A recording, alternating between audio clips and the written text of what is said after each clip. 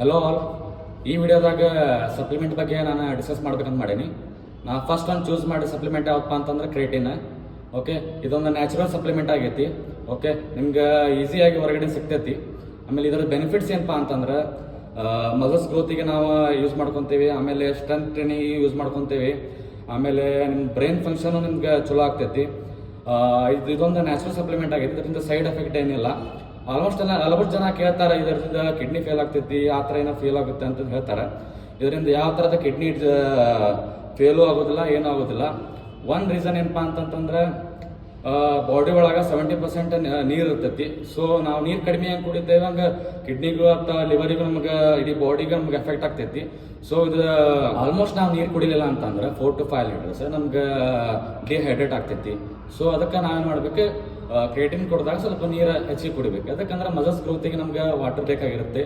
So ನೀರು ಭಾಳ important ಆಗುತ್ತೆ. ಓಕೆ, ಇದು ಸ್ವಲ್ಪ ವಿಡಿಯೋ ಭಾಳ ಲೆಂತ್ ಆಗ್ತೈತಿ. ಸೊ ಅದಕ್ಕೆ ನಾನು ಯೂಟ್ಯೂಬ್ದಾಗ ಹಾಕಿರ್ತೀನಿ.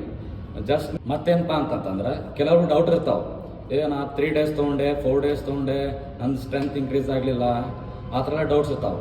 ಇದು ಬಾಡಿ ಒಳಗೆ ಹೋಗಿ ಲೋಡ್ ಆಗ್ಬೇಕಂದ್ರೆ 1 week ಬೇಕಾಗುತ್ತೆ. ಸೊ 1 week ಅಥವಾ 15 days ಆದಮೇಲೆ ನಿಮಗೆ ರಿಸಲ್ಟ್ ಸಿಗ್ತೈತಿ. ಓಕೆ, ಸಡನ್ಲಿ ಇದು ಇನ್ಕ್ರೀಸ್ ಆಗಲ್ಲ, ಸಡನ್ಲಿ ನಮ್ಗೆ ಸ್ಟ್ರೆಂತ್ ಸಿಕ್ಬಿಡಂಗಿಲ್ಲ ತೊಗೊಂಡ್ಕೊಳ್ಳೇನೆ. ಸೊ ಟೈಮ್ ತೊಗೊತೈತಿ. ಇದನ್ನೊಂದು 3 ಗ್ರಾಮ್ ಹಂಗೆ 3 months ಇಲ್ಲ 4 months ಯೂಸ್ ಮಾಡಿರಿ, ಅಥವಾ 5 ಗ್ರಾಮ್ ಹಂಗೆ ಮಿನಿಮಮ್ 3 months ಅಷ್ಟೇ ಯೂಸ್ ಮಾಡಬೇಕು. ಆಮೇಲೆ 1 month ಗ್ಯಾಪ್ ಮಾಡಿರಿ ಮತ್ತೆ ಯೂಸ್ ಮಾಡಿರಿ.